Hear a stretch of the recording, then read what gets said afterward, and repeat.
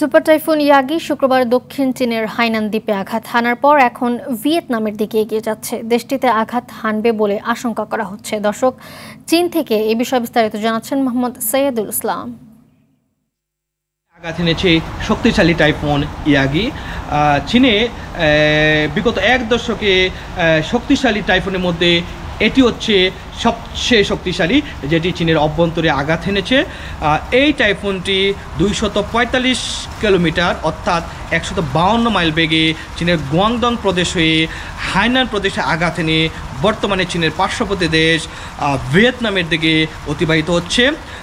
সর্বশেষ খবর পাওয়া পর্যন্ত হাইনান প্রদেশে 2 জন মানুষ মৃত্যুবরণ করেছে, তাছাড়া শতাধিক মানুষ আহত হয়েছে।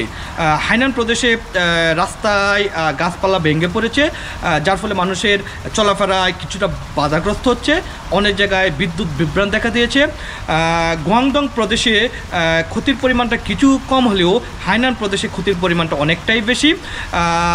এই টাইফুনের পূর্বাভাস পাওয়ার পরপরই অর্থাৎ স্থানীয় সরকার গুরুত্বপূর্ণ পদক্ষেপ গ্রহণ করেছে এই টাইফুনকে মোকাবেলা করার জন্য।